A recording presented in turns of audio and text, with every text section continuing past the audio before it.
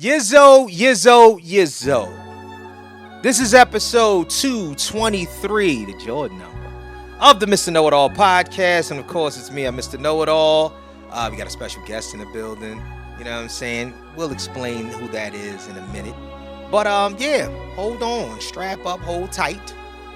Episode 223 of the Mr. Know-It-All podcast will be at you right about no more goody now. two shoes, no more Mr. Nice Guy. Fuck you too is likewise. This is what they left me in when they ain't choose the right side. Red inside my sight lines, feeling this in my mind. Venomous synonyms, nigga, I become a python. Cause y'all really push me to the edge.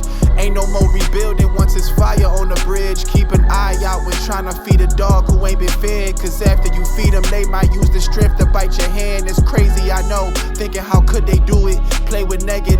Wait too long and they show improving. That's all. No more goody two shoes. What's no happening? More Mr. Nice Guy. Fuck you too is like It's always different people in here all the time, every week. And I ain't mad at it or whatnot. Well, of course, the usual suspect is here. Tya, how are you? I'm good. You good? Yeah. All right. You know what I'm saying? She in here on a... I'm blacking and black and I'm black, y'all. Niggas outside honking. Niggas is ignorant and disrespectful or whatnot. They don't know you're Either, recording. I don't give a fuck. You know what I'm saying? It's either their fault or my landlord's fault for not being better with the insulation in this motherfucker. You know what I'm saying? Well, that's a whole patio on the outside of that whatnot. But, Ebony, we will introduce you in a minute. And when I normally like to start my podcast with a little song or whatnot, a little, to kind of get everybody in the mood, in the groove. You know what I'm saying? You know. Feeling like today. Oh, well, something like, can't go wrong with some whole. Oh, yes. Happy Saturday morning when I'm recording this. And welcome back to episode 223 of the Mr. Know-It-All podcast. I am him, he is me. I am Mr. Know-It-All, your favorite podcaster's favorite podcaster, even if you didn't know that he podcasted, as well as podcasted and multimedia's lovable, smart ass. Of course, give it up for me and myself, because I love me some me. We know. Okay. And to the far left. And to my far left, the Princess Leia of this podcast and shit. She got the buns in.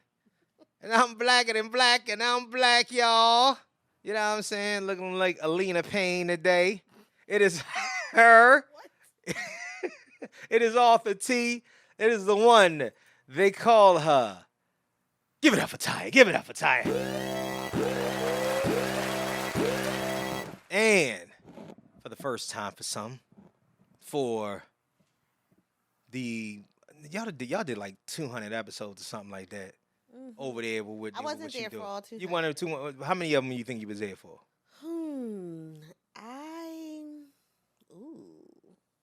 I've been there for probably like the last 40 or so. Really? Yeah. Oh, okay. That's not. But listen. Yeah, it's not. I haven't been there. So I've been there almost a year. Okay. The podcast has been going into its 5th year. Right. Yeah. Right. So, yeah, just like the last year. Well, if that voice sounds familiar, the illustrious producer of the Don't Call Me White Girl show now. Yes. It's Don't call me White Girl Show. Give it up for, I guess they don't know your last name. So give it up for Ebony, E.B., whatever you want to call her. Miss Dukes. It's okay. Oh, Miss Dukes. Okay. They All know. right, say less. Get with us on IG at Mr. _Know-It-All_pod, the Facebook fan page, Mr. Know-It-All Podcast fan page. I ain't seen that shit in the longest. Mr. Know-It-All Podcast on TikTok, Mr. Know-It-All Podcast on School, and on Cool People Network. And please, as always, send all of your fuckery, duckery, and schmuckery over to the Gmail account at MrKnowItAllPod@gmail.com. That's MrKnowItAllPod@gmail.com. What the hell is happening? What's up? What's going on? How's your mood? Why do you keep asking me? Guys, it looked like you fucked somebody up before you walked over here. Nah, Or before you chilling. came over here. I'm sorry, I'm before you chilling. traveled over here. You know what I'm saying? Chilling. You sure? Oh, is that what you call it? Yeah. Just, Tighten it. Yeah. Give it a little. I think it's the other way. Yeah. okay. Yeah. Tighten. I'm sorry. It don't matter. Listen. We gangster over here. I'll come right over there and help you out if you need I to. was just about to Yeah. I'm about to say. turn it Keep up a talking. little So tell us about what's going on with you, Tya, because we ain't cutting this shit out. You know what I'm saying? So what- Hey, no, I'm nothing. I'm turning over a new leaf in life. I'm moving different. Really? Yeah. You know what I mean? I got 6 There we months. go. Perfect. 6 months until I turn 45. You know, I'm just trying to. Ooh. Oh shit. You know, You excited? I am Okay. What's the next chapter about to bring for you? everything. It's my comeback year, like Jordan. She do that shit every year. Yeah, I got It's a theme theme every so this damn year is year. the theme. She come back like So- Jordan wearing the 4-5. It ain't to play games with you. It's to aim at you. Right now, I'm just trying to get my mind back because I feel like I lost it. You feel like you losing your mind? Yeah, brain fog. Can't remember nothing. Oh, perimenopause. Yeah, Yeah. It's taking out the best of us. it's crazy. Yeah. Well, I mean, but other than that, you woke up on the good side of the bed this morning, both of you ladies. Oh yeah, I'm great. Are you jet lagged? Yeah. Yeah. I was going to ask that too. I was going to ask that because you are coming back from vacation. Yes, I You am. know what I'm saying? Vacation, you know what I'm saying, and all that. Wonderful, wonderful land of Greece. Yeah. Fantastic. Well, okay. So while you're talking, let's talk about you for a second. Okay. All right. So tell us about yourself. I mean, I could tell them that you were the owner of the Black Oak Wine Club. I can tell them that you are a producer on Focus Productions. I can tell them that you are also the producer of the Don't Call Me White Girl show. What can you tell us that we don't already know? I just be rabbit your whole style. Oh right there. yeah. I just did that. Okay. No worries. So I have been in film production. So I started off my career in television and film production. Gosh, it's been about 12 years ago. Okay. I started a company with my now partner. He'll always be, he's like my brother. Kyrie Terrell. We did. Shout out to Kyrie Terrell. Yes. Mm-hmm. We started a company called My New Philly. Okay. It was his brainchild, his baby. It was a entity that we created short form video content to highlight the people, places, and things that made Philadelphia a great place to live, work, and play. That was the tagline. Hey. And we became over time an incubator for talent, where we started nurturing people who wanted to be in the film and television industry. Right. We did a lot of wonderful things. We got an Emmy nomination. Really? Oh, shit. we a lot of great people came from that platform. Good up for that. An Emmy nom. Nigga. So, I'm sorry. so a lot of great people came from that platform. I'm sorry. I'm so immature. I apologize. If you watch the BAFTAs, you know what I'm talking about. Did you see the- No, I don't know what that is. Oh boy. I'm gonna let you finish that, and then I'm gonna get a little immature. So, all right. Matter of fact, maybe I should just give context to it. So if anybody's That's under the, actually a topic today. that is actually a topic or whatnot. The BAFTAs, Michael B. Jordan and Delroy Lindo were up there giving out an award. Yeah. yes. And the dude with the Okay, I Tourette's. definitely Yeah, know yeah. exactly what you're talking about. Okay. I didn't understand what you were saying. Yeah, But that yes, context. I'm sorry, I had to yes, put that in yes. context or whatever. You were Got like, you. this nigga just yelled out nigga when I No, was it's- telling what I do. Like, He ain't got Tourette's. Yeah, no, I definitely know what you're talking about. But yeah, just to finish, so My New Philly, we had some amazing talent that came out of there. Some are working at TMZ now. Some are working. My girl Cheyenne Corinne is now newscaster on 6ABC. okay. Adiande Till. Right. All these people started at My New Philly. We have some acting talent like Tiffany McLeod. People who were just knew they wanted to be around a camera. And now they're doing amazing things in that space. But My New Philly, like a lot of companies, got hit with the pivot at COVID. Yeah. So imagine. we had to start to figure out what else we were going to do. It's always been a dream of Kyrie's to do film. Yeah. So that was a much more concentrated set, and we didn't need events and places to be open in order to create that type of content. That part. So we pivoted during the pandemic, and we started creating films. And now we are up to about 10 projects that you can find on Amazon, Tubi, Fox Soul, Peacock, all of those different places. We have a wonderful catalog of Focus Studios movies and Yeah, listen. Yeah, I listen. saw All the bays. Yeah, all the the bays. Matrix. the Matrix. Matrix. The Matrix Rob, is crazy. love it. Yes. That is. Yeah, that I've is seen what's quite a up. few of those. Uh-huh. I know I saw Work Bay 1 and 2. Work Bay 1, Work Bay 2, Yeah, I know I Rent saw both of Bay, them. Christmas Bay. There is 10 movies that are coming out of the Matrix. So, Damn. yeah, we got some more in store for you. And then we have movies like Our Girlfriend, Petty, Money Lovers, which is my absolute favorite. That shit. And I also have a documentary that is going to come out this year Really? about the rise and fall of Philadelphia nightlife. Ooh. Nightlife Link? Ooh. It is not. So Kyrie Terrell, me and Kyrie met back, oh gosh, how many years ago? 20 years ago. And when we did, he was doing a thing. Nightlife Link was obviously a big deal in the city, but he had just started doing video content. So he had Right. created this platform called Social Scenes TV. And Social Okay. Scenes was an opportunity for you to see yourself on video. There were video recaps that came out the day after a huge party in the city would come, so people who weren't Right. able to make it Yeah. could see the vibes. So he had tons and tons of footage from back in that era. Right. And we just didn't want it to go to waste. And to be quite honest, it was the best era of Philadelphia nightlife to date. Give dates. Give dates. What we talking about? We're talking about the late 90s to early 2000s. So we're talking about roughly starting around 97-ish because we're going all the way back to like the Daryl Schuler and them era. And we're going up until about 2012 to 2015. But you encapsulate everything from the Iverson Fridays era to World Fusion and the parties that were at King of Prussia Mall, and all of those different things are all inside of there. And we lost a lot of people along the way. So the documentary is also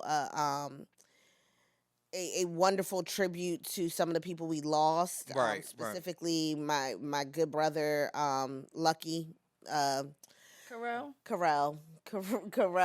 is literally the motivation behind this documentary for me because a lot of people don't know what kind of contributions he put into Philadelphia nightlife, and he was a really, really intricate part of my development period. So Shout out to that, man. Shout out to that. That is R.I.P. to Carell. really so One of a kind. it's One of a kind person. Never One of a met anybody kind. like him. Yes. Ever. It's crazy because during that, it was wild. Is like during that time period, that might have been the only period in which that I was there. I was there for the younger part, like when you said like 97 to 2001. You know what I mean? It was like my high school situation. So like coming of age type thing. So I was around, for certain things.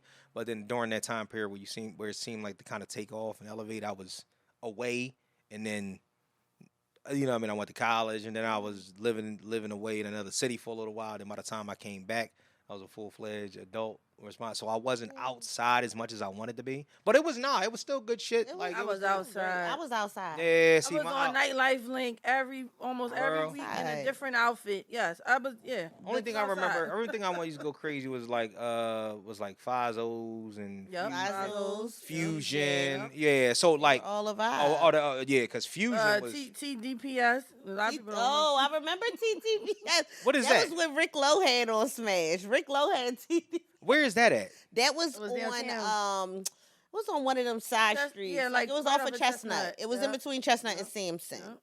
So it was Oh, like okay. maybe like Is it a rooftop joint? no, it was like Nah. 12. Oh, No, but it was okay. like a loft. Yeah. So it was like it was a slimmer building, Right. and it went up like 4 or 5 stories. Yeah, it was Okay, really it was okay. dope. It was dope. But Rick Lowe was doing that for a long time. Oh, Rick The Lowe. rise and Yeah. fall of Philly nightlife and whatnot, because it damn sure ain't what it used to be. It's Yeah. bad. There's actually bad business out It's there nothing right now. like it used to be. At all. Like at all. You really, really gotta either create a vibe or Stay in the house. Yeah, And to be quite, I think stay in the house is crazy. Watch Tubi.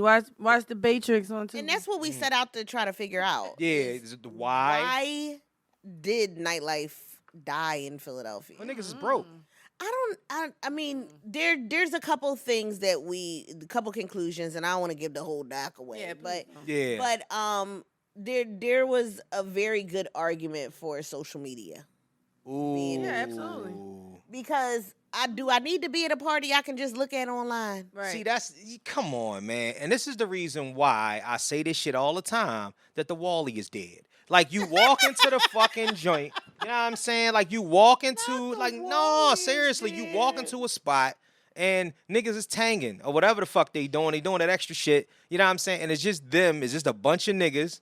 You know what I'm saying? Niggas that's in their late teens, early 20s, and then the women is on the other side twerking on a pool table by themselves. Everybody has a camera in their pocket, and if you giving a Wally, right? Everybody's definition of cheating is different, and I mean, I don't know. We're just in a completely different generation. That's what it is. I never even thought about that. You make a lot of sense with that. That if you go to a spot and you dance seductively with somebody and somebody catches that shit, all of a sudden it's all over the place. You look suspect in the light.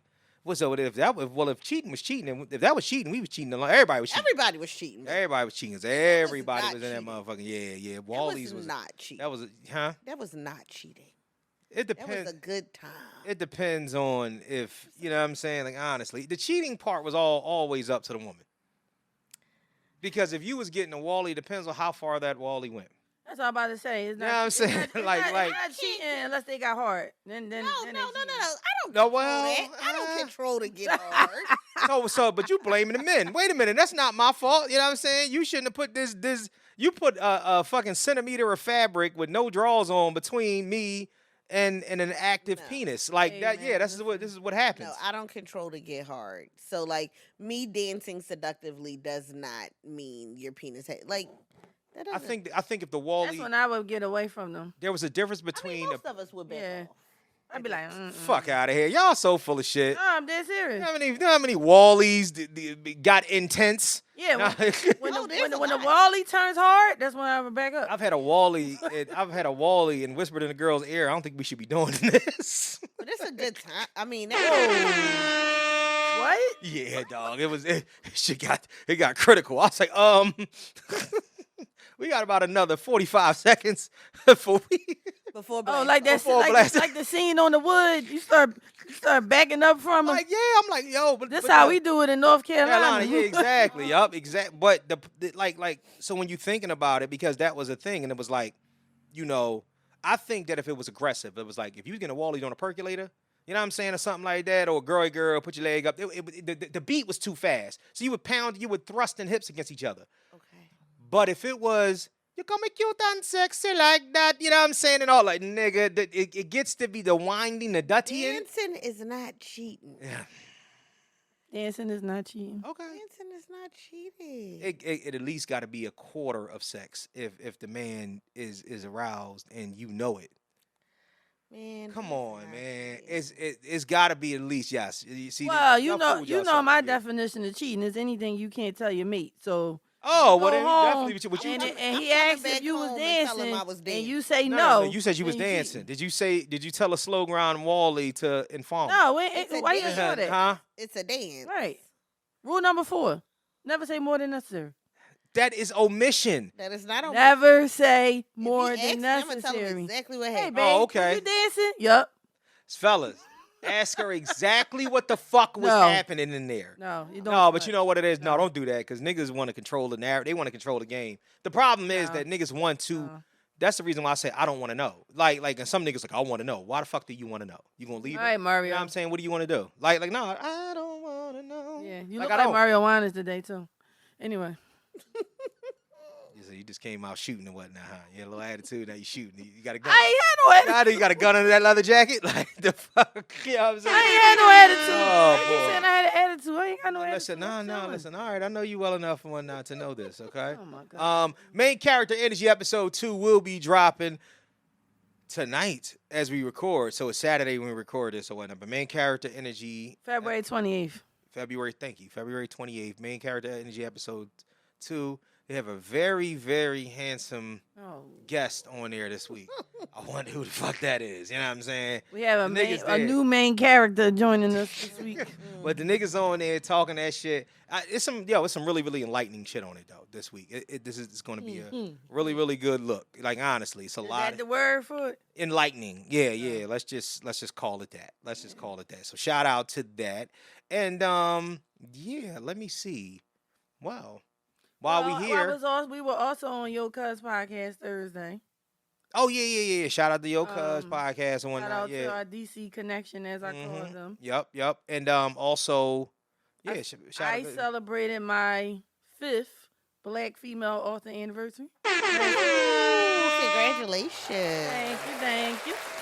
Happy 5th. Thank you. Happy 5th to you and whatnot. And the next book, is it almost done? Almost. Almost. How many books have you written? This will be number 3. Mm-hmm.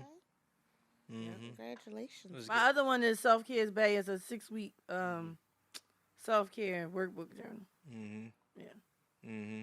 Awesome. This one is called 50 Shades of Orange. No, it's not. It is, you know what I'm saying? It's all about dominatrix. Because I'll give an exclusive here. Soft Life, size 8.5. That's the name of it. Soft Life, size 8.5. My Soft Life fits me like my 8.5 shoe. Okay. Gangster. Man or not. I'm soft, man or not. I live a soft life, whether I got a man or not. Oh, yeah, say that part. What does a soft life need to you? Oh, God. Oh, Lord. You don't open it. Please don't open I just want to know. Pandora. The box is open. So basically, Uh-huh. the reason for it is I am fully out of survival mode. Okay. Love and that only for you. living soft no matter what is going on. It's in the way I speak, the way the way I dress, the way I take care of myself, the people I allow around me. If it ain't soft, it don't fit. That's it. I love that. That's what I told her. It don't. Out of survival mode that's a song. I'm sorry. Listen. Sometimes I have the tendency to say inappropriate things and whatnot. That's my idea. That's my podcast. Yeah, like my Tourette's. first book, A Fresh Cappuccino Sugar, they kept saying, "Oh, can you stop saying teabag?" And I'm like, "No, that's the metaphor in my book, teabag." That's what I told her. Out of survival mode is a good conversation. Yeah. Because a lot of people are in survival mode and they can't see anything. They can't see out the fog. Say it again. Like if you're in survival mode, if you're constantly doing things just to survive, you are wasting the life you have. That's right. You need to downgrade. Yeah. And you need to start to think abundantly. Yep. You have to start thinking about, instead of surviving, thriving, because that survival mode will keep you in a place that you can be stuck forever in that space. Let me ask y'all a question. Do y'all believe that age and experience are a bourgeois point of privilege? Like when we speak about a lot of these things, because I was just thinking about that the other day, like the things that you're able to kind of kick back because you've experienced certain things. Do you believe that puts you in, you know how when, people are financially well off? Do you feel like we can be experienced well off? Like the knowledge portion of it leads to maturity. Yeah. So when we speak to these whippersnappers and we try to tell them the way that they should be rolling, should we give them more grace? I mean, I think that we do give them grace. Right. We've all been there. It wasn't that long ago. Right. I think that the frustration comes when they're not listening at all. Yeah, that's the part. Like we're giving you game to keep you from going down the same road we already had to realize doesn't work. Right. That part. That's it. That part. We're not trying to gatekeep life over here for you. Yeah. We're just trying to make it a little softer. That's it. Here we go. That part. I like that. I like that. No, that makes sense. And that's the reason behind why I do everything. Why I wrote any of these books, why I speak on platforms or anything. I'm not gatekeeping my process. Also, the newer generation ain't been punched in the face. Oh That's a lot, because I'm gonna keep it a bean with you, like for real, because like we come from experience of, you know what I'm saying, like listen, we got in fights, shit got hectic, things got a little bit out of control at certain points or whatnot. And I realize that sometimes I'm just talking to a motherfucker that ain't been punched in the face. Yeah. Like real rap. Like it's hard to explain color to a man that was born blind. Whoa. Yikes. You know what I'm saying? You came to pod today. You know, something like. Right. So speaking as of, my friend says, you can't. Vision is something most people can't see. ooh, I like that. So What's up, Stevie? child. The views of Mr. Know-It-All. I see Stevie do a dance routine. You know what I'm saying? Like I seen that nigga on stage dancing and catching the steps. You ever seen Stevie take his glasses off? I know, but it ain't that much hearing in the world. You ever see him take his glasses off? Heightened sense. Heightened senses. What is this nigga, Daredevil? Like, that shit is crazy. Like, no, If something don't work, something else is heightened. Oh. Ears. His hearing. Hearing. No, that's why. No, but you ever see him take his glasses off I have. to read something? Yeah. He had to read it because Trolling y'all. because the nigga got that one corner of the eye that he can see. I'm trying. Listen, all right. I know what a nigga look like. All right, we're not doing that, okay? All right. First is Star saying Rosa Parks had a vehicle. She definitely had a car. Now it's you. She definitely had a talking car. about. She had a car, yo. I'm trying to tell you. She had a car. Shout out to Star. Rosa Parks had a car. But with that being said, Last day of Black History Month. I know it's time to reach up in the cabinet and grab that good old ketchup. So this is our segment and whatnot where we actually do ketchup, and I call it condiments. It's weird. It's always going to be cheesy like that. You know we what I'm gotta saying? ask you the $1 million question. What kind of ketchup you use? Yeah, what kind of ketchup is it? I guess I'm a Heinz girl. Do you mind Hunt's or I Great don't Value? mind. I'm not a ketchup girly. I'm saying it doesn't really matter that much. You know what I'm saying? Like, if you ask me what kind of ginger ale I drink, now, talk what about is it. it? Which one is What? it? it's Canada Dry. Nah. I fuck with Schweppes. That's Seagram's. I fuck with a Schweppes. Yeah, I'm Seagram's Give me all a day. name. Ain't none of the shit got ginger in it, so let's just call it spade. Yeah, I know. I mean, that's a fact. Now, that bold ginger ale was helping people during COVID. I don't care what nobody All says. that shit is Okay. ginger beer. That's ginger beer. That was working. That bold That ginger ale, ginger joint beer. tastes just like the regular. What, the bowl? Yes. Oh my gosh, your taste buds is crazy. Listen. Like, yeah, that's insane. Really? Bold was not bold. That bold, no. You need a liquor to cut that shit. That shit is insane. What? It's regular. Yeah, I do you are. drink ginger beer though sometimes. Yeah, ginger beer. I don't drink no ginger beer. Ginger beer is fire. I had Jameson and ginger beer. That's my drink of choice. I learned it in Vegas about, 9 years ago when I went to go. Oh, speaking of that. Oh, we got to talk about that too. When I went to go see Floyd fight McGregor. Oh gosh. They put on, greatest shit in the world. Anyway, speaking of beef. I don't know if he's talking about beef. Whatever. You know what I'm saying? I'm just saying that. Static, soda, whatever. Tya. Ooh, 50. How you feel? I love how the Harris family is carrying this. I do. I love it. I love it. I'm so excited for them. I feel like it's barking at the moon. I mean, he don't care. Yeah. No, he doesn't. He doesn't know. care at all. I feel like it's barking at the moon. He is It's good completely promotion not for them. being- It is. It's great promotion for them, and I think it's Definitely Damani, because now everybody's talking about him. So, Yeah. well played. great. Yeah, because Damani needed something to kind of. Have Well on played. stage said he said he argued with 3 versions of Tia. That's- Ain't the truth. That's some crazy I shit. seen That's the funny. baby entered the conversation. The little The girl. Oh, what's her name? Eris. Yeah, Eris done entered the conversation today. Mhm. With some smoke for. You know how you know what's crazy? My thought process is this, and I keep thinking this is going to come to pass, right? You know how you not only squash the beef, but you establish dominance over any little petty bullshit that happens in the midst of that. The nigga fucking executive produces their show. Like I could see 50 coming in like, yo, the Jones, you know what I mean? Like, or if he has a network or something like that, or they do something with him, because ain't nobody gonna turn down the bread. You know what I'm saying? Well, they are actually in position to turn down the bread. Yeah, they got a lot of money. Yeah. That because of OMG settlement. Yeah, that shit was They crazy. don't got it. Oh, That they shit was got crazy. paid. They don't Yeah, they have got- to They work got with 50 paid. Cent. A lot Right. of people are in a position where they have to deal with the That debt. is true. But Yeah. they don't have to. So they can actually pump their chests out and be like, Do you blame 50 for being the way he is?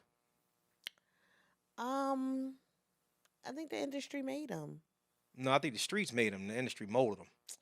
I think they gave him when you give somebody a platform fresh off their deathbed, it's fuck y'all, and it's up until it's stuck for the rest of your life. That's what I mean by the industry made him. Okay. I think that 50 is somebody who he got made off of being infamous before being famous. I like that. I like that. That's a good way to look at at it. Like that is one of the most powerful drugs in the world is fame. Mm-hmm. And he does not care Right. about how he looks. You know how dangerous somebody is that don't care give a fuck. Yeah. how you look to other people. And you Yeah. continuously It's so dangerous. you continuously make money hand over fist. Yes. So anything that be would, rewarded. right, that you're rewarded. So anything that would be your Achilles heel or the thing that you feel the most self-conscious about would be to, the point of provision, the point of being able to sit in your own mountaintop on high and say, look what all I got. And when that is fulfilled, it's fuck everybody else. Right. And I get it. I do understand it because I tell people this all the time. We don't know who we'll be once we are provided specific things. So therefore, we can say, well, I wouldn't act like that until somebody dropped $100 million in your lap. Like we don't work this hard to stay the same. Exactly. Now, to become a monster, who knows? But we know a lot more monsters than we know not. It's an exaggeration of your existing personality. Like it has to come from somewhere. Like when they make reality television stars, they're making them. They find the producers are looking in the sea, and they're like, "There's something in there I can pull out." It's not. It's coming from a real place. That's why Rick James act like that. It's coming from a real place. Like, if I sprinkle fame right. on top of that piece of personality, yes, this is what I'm going to get. It's a formula. You think I would be a monster? Yes. Yeah. You halfway there. I'm Rick James, bitch. Enjoy yourself. I mean, so my thing is 50. Mm-hmm. I don't know. I unfollowed 50 a while ago because the negativity was just getting on my nerves. You know what I mean? It's like you just be doing too much. Mm-hmm. And this time, according to Tya, they had a conversation about the verses prior to Tya saying something about it, and 50 was with it, right? Mm-hmm. And then he said, I told him, like, well, I'm going to jump out there, you know what I mean, and say, about the verses. And then when he did that, then I guess 50 changed his mind. He didn't want to do it. But instead of just saying he want to do it, now he trying to disrespect me. So that wasn't cool, Right. The thing that get me is this, right? And I'm going to say this real quick. Mm-hmm. So I see all these people now all of a sudden, 50 is corny. Oh, I don't bang with him. He posted T.I. wife, blah, blah, blah. Y'all need to cut the nonsense because y'all been dragging that woman forever. And I don't understand why, because she don't bother nobody. She don't say anything to nobody. Y'all just drag her. Oh, why is he with her? She not cute, this and this and that. Now 50 do it in this World War V, and, he's this monster for posting her. You know what I mean? Y'all been dragging this woman forever. I think it's lighter on his feet when people are on the ground level are actually doing it. That's just the difference. And I think that 50 with a platform, it's almost like you know what I mean? You ain't really got nothing to prove. You know what I'm saying? You're not trying to. Do you really need the attention? Do you need the attention from talking about Tiny? Like, you're punching down. I mean, honestly, let's keep it a big. You're punching down, and you actually win the fights when you punch up. Like you took Diddy's whole reputation after the nigga got locked up and dragged it through the mud by dropping that documentary. So, which I never watched. Yeah, I ain't watch it either. But my thing is that when you do stuff like that, all right. You 50. We get it. We understand it. Me personally, though, I'm not surprised by none of this shit. No, I'm not surprised. I don't think that I wouldn't necessarily say the response is because he's punching down. Yeah. I think that a big part of it is like, stop talking about people's wives, dog. Yeah, that's like, different. That's a little different. You want to come at T.I., talk about T.I. Agree. Why are we talking about Tiny? Like, how does she even enter the conversation? That's when you get the response he's been getting is because why is she in your mouth? Yeah, that's his wife. She is off limits. Yeah, that's true. No, I agree with that. His wife and his kids should be off limits. Right. The moment you start talking about them, let's be clear, we going to hell together. So let me ask you a question. And they sure did. And for everybody that's saying, oh, that's too far, ain't no such thing. Nope. In beef, right? Especially in a rap beef, as going too far. Is family as much of a flex as they making it? Yes. Yes. Okay. in the entertainment industry, Yeah. to have an institution that is Yeah. your family, absolutely, because you have so many distractions. Yeah. Right. Somebody once said a long time ago, is like, yeah, I cheated 3 times, but what about the 1,000 opportunities I turned down? When you in the entertainment industry, especially a T.I., Yeah. how many times has he been? Has he had an opportunity to fuck his situation up? And he has. And not saying he hasn't, Right. but how many opportunities did he turn down? Oh yeah. Yeah. That's So understandable. like Yeah. when you can maintain a family life Yeah. in this entertainment industry, absolutely, it should be celebrated. It should we should be praising them from here to wherever. Like, I think it's hard. I think that position of it is going to be hard for everybody else to grasp because everybody is not up yeah, in that way. I think that the majority of the people would if there were two lives that you would look at and say, which life would you rather have? Some people would rather say 50 because people on the ground level look at family, especially those, man, I know, you know how many fucking people I know that in a heartbeat, if they would win, they couldn't win $10,000 and not hide from their family. Like, so a lot of times people, I think that people are looking at it because remember, most people aren't married. A lot of people aren't married. A lot of people don't have that family dynamic where they're with their child's mother and it's a whole family dynamic where the mama live in a crib and they got a big no, it ain't none of that. It's always some chopped up form, some bootleg ass form of that. So when people look at it, they say, "Oh, that's great for you," but the shit that 50 do to them is more obtainable than the shit that Ti got. So they're not even looking at it in that way. I have never seen anyone prefer Mm-hmm. to be mean and messy to people who was not living in misery. Like, if your preference is to always be Right. mean and messy, then there is something that you are distracting from. There is something going on with you if that's your first thing. Yeah. You're a bad human. Yeah. You're I bad think at I being a think human. I think people ignore that portion of it because the success outweighs the way that he went about it. Or You the can't other be happy. things that he do, like they just they kind of tiptoe around the idea that 50 been acting this way for the longest, and then might be the only person that says this or whatnot, but I think that his circumstance makes it justifiable. What circumstance? If you try to kill me and I survive and I'm up, fuck everybody. T.I. And he ain't got no tried to family. kill No, him. I'm talking about 50. I know, but Yeah. like, you mad at the world? Yeah. Oh no. Yeah, I'm gonna tell. Can I tell you That's why? it. So- you need so- to go to therapy. You need Yeah, to go well, see yeah, the he, lady. you could need tell. to go You could see tell the he ain't seeing the lady. Well, there's instances. But most of us are not. Most of us don't survive assassination attempts. Like, so remember what I said earlier about we don't know who will be once we are presented with a certain privilege, a certain circumstance, or a certain idea. We're talking about somebody who stood at death's door and came back, only to become one of the most famous people in the history of the world. I don't give a fuck what nobody say. Sometimes you never get the chip removed from your shoulder. I understand that. Right. And there are some people. And I'm playing devil's advocate. But Yeah, it's yeah, good. no, and yeah. I definitely understand that. But Mhm. there are some people who have grew up with parents on drugs, who grew up in foster care, Right. who grew up living on the streets, and they choose to not keep that chip on their shoulder. Right. There are people who have been in the same situation as 50 who instead took a different direction and were like, I would like to enjoy life. I would like to not be mean to people. I am going to experience every day like it's my last because I know what death's door looks like.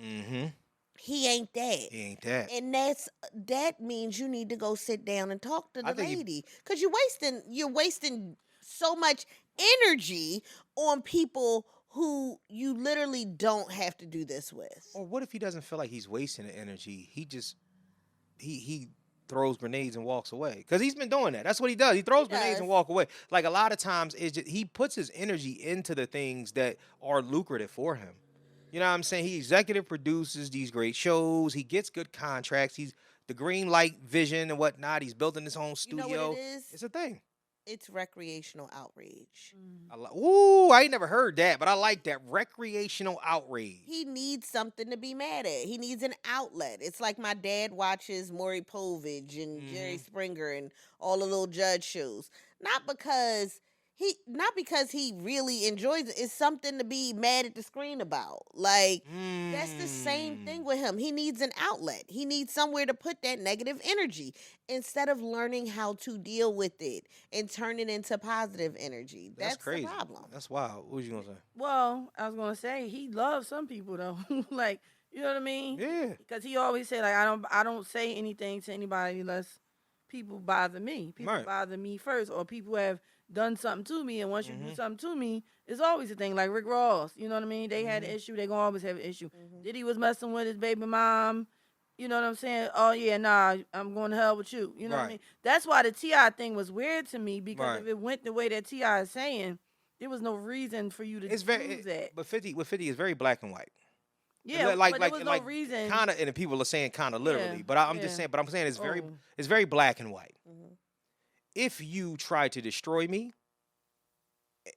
fuck you for life. Everybody else in between, I could do less. If you elevated me, I have the utmost reverence for you. Dre M, Jimmy Iovine, his 3 favorite people on the face of the earth. And Lala, that's his best friend. Oh, Lala. Okay, you know what I'm saying? His favorite people on the rest, like even Yayo, Yayo totes a fine line, but Yayo has been around long enough to, you know what I mean, develop that respect from him. But everybody else is You know what I'm saying? Like, yeah, all right, nigga. Well, we can't. You know what I mean? Because I do agree with is looking at the rest of the world like that. You actually don't pinpoint certain things or whatnot, and you never guarantee yourself anything either. So you never look at it and say that this is a foregone conclusion. So it makes you work harder. It makes you understand that all this shit is flighty and fickle. You know what I'm saying? Like, I'm not going to hone in on, you know what I mean, having a show on ABC when I know for a fact it'd be taken away. So I'm going to keep moving. Like, Stars ain't the only motherfucking place that I can hit. You know what I mean? I talk shit about them. They re-up the contract. Why? Because I got the best shit going. Now, if I don't have the best shit going and whatnot, I'm not begging and borrowing. I literally should not even really be here. But, you know what I'm saying? At the end of the day, I'm going to do things the way I want to do it. Does it justify being a shitty person? Nah. No. But will he continuously be a shitty person? Absolutely. Yep. Well, you know me. I believe in separating the man from the music. So we separate the man from the music. The man is an asshole. The music is about him being an asshole. No. When I say that, I don't mean music. Oh, okay, I get what you say. Yeah. All the opportunities. All the opportunities he has given to black people in the past 10 years with the Power series. Most of them people I've never seen before. There you go. And then a lot of them were people that we saw had cameos on shows in the 90s. And then he brings them back, and now we're looking at them in real time. So I like to look at the totality of a person. Yeah, he's an asshole. Yeah, he's petty. You know, yeah, he need to go see the lady. Right. But he also is giving a lot of opportunities to people. Yeah, I mean, we definitely can't discredit anything he's done. Yeah, right. Yeah. You just, I mean, do I want to be in a room with him? No. No. So, speaking of being in a room with somebody, Lord. Delroy Lindo, Michael B. Jordan, BAFTA incident. That shit was real quick because we got a lot to get to. Oh my gosh. Want me to start? No, I don't. I just want to say what I say. Y'all can take it away or whatnot. At the end of the day, whatnot, I respect conditions. I know neurological things are real in life. I feel like the BAFTAs dropped the ball on this, but no matter what we do or what we say or whatnot, the accountability is going to be held to the person that said or did it. Now, is it right? No, but why is it that you had to like is it Tourette's or is it just inappropriateness? Because Tourette's is molded around whatever the most inappropriate thing is to say in the room. Because if that's the case, then you should know never to bring him in any type of room. Anytime that it gets uncomfortable, then don't bring him in the fucking room. You know what I'm saying? Two things. Words are taught. So why are they in your vocabulary? Because there's certain words that I don't have in my vocabulary. I couldn't pull them out right now if I tried. Exactly. I don't know them. Yep. The second part is no, the person isn't as accountable as Baptist is because it was not a live broadcast. Y'all took out other things. 2-hour delay. And you left that in there. Yep. Because the industry is so mad about sinners.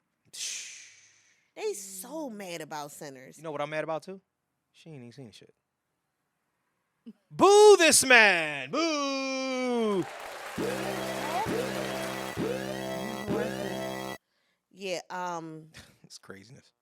I've seen it so many. I don't know. know how many times I've seen it. I just watched it again. Too many times. On the plane this morning. Yeah, it's So, one of them. wow. Yeah, anytime it's on, you got to catch it. Like it's one of them. It's one of them. Fucking masterpiece. It's a masterpiece.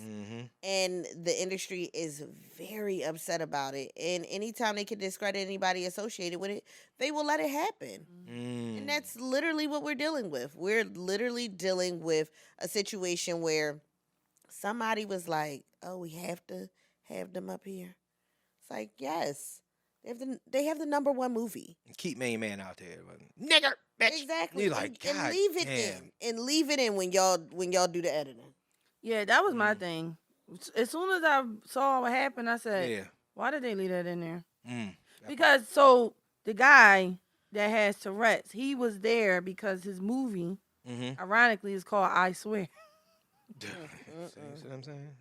It's called I Swear. See what niggas do? See, that's what I'm saying. I mean, And it's a movie about his life with Tourette's syndrome. He's had it since he was 12. And specifically, he has the type that he yells out vulgar profanity things, right?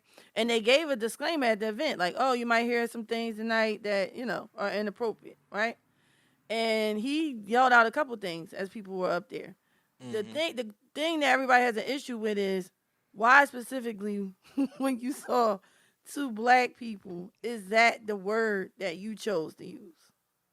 And he did leave immediately after that. He left after that, after he did that. But Delroy also said that no one from the organization came and apologized. right. No one told them they would handle, like no one said anything to them. Right. They just, okay, you got to deal with it.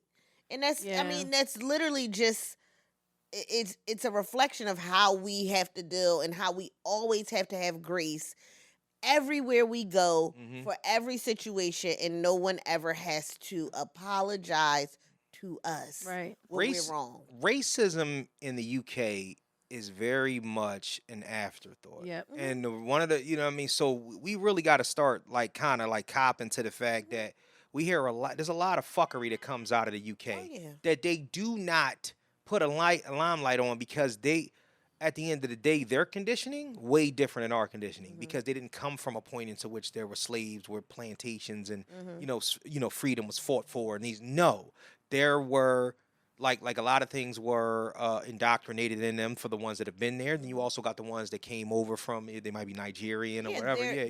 They're only second generation. Exactly. They're second generation Brits. They just started using the word nigga over there. Yeah, like you know what I'm saying? Like for real, they're not that's not even their like the Americanized culture. Even the bad portions of it have kind of imported over there over the time, over the past, over the hip hop culture. But black culture is American culture. That's very true. And black American culture is how black people are seen everywhere. Like we are infused into all of their culture. Right. And the Brits have been some of the most disrespectful to us. You never lie. Absolutely. They are the ones who have not acknowledged that, yes, y'all talking about us. Yeah, y'all, we're not traveled. We're not educated.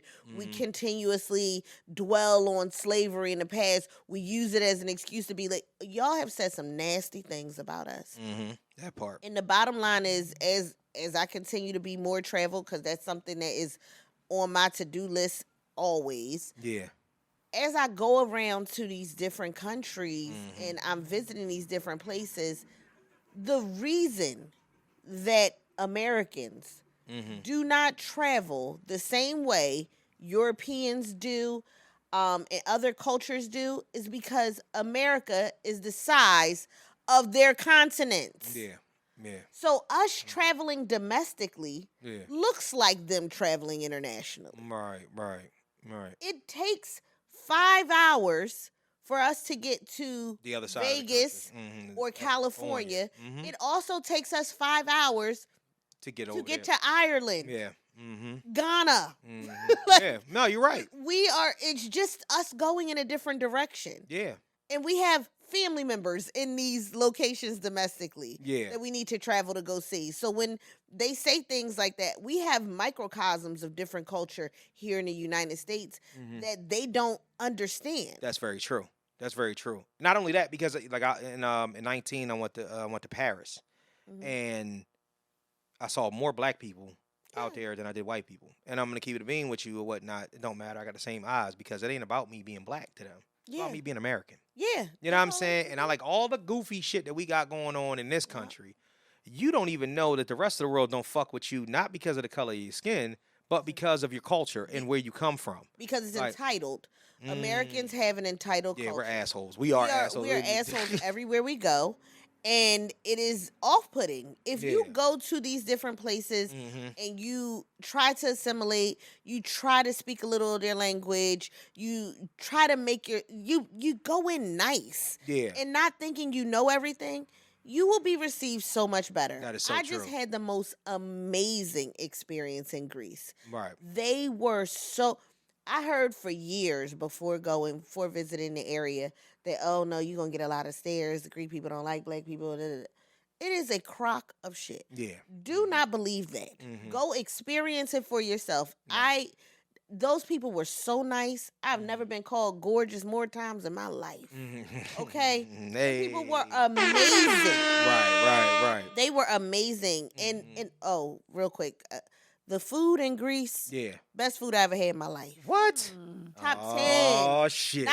Listen, top 3, not number 3. Yeah. This is number 1 cuisine I've ever had in my life, and I did not expect it. I had 10 out of 10 meals everywhere I sat down. Not a bad meal there. It was insane. That's put it on your list. Put it on your list. All right, so Greece is Greece food. Because French food, no, and then I've heard English food is none of that. Oh God, that's trash. But so Greece food. Yeah. Oh my goodness. Oh, fantastic. Better than Italian? Better. What? Just really, really good. Right, like Italian, you're gonna taste fresh ingredients. Right. Everything in Greece they do well. The ingredients are fresh. Right. The food is just well prepared. They doing it out there. Like foodies, put Greece on the list. Say okay. less. I'm checking it, making a list and checking it twice. But no, I'm going there in 2028.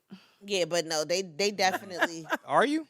Yeah. Oh, you just made your mind up just now? No, I've been saying that for a while. That's how expensive it is. I'm going. Oh yeah. It's not. Okay, real quick. I'm sorry to pivot a little bit. No. Tell us about it, because we want to know.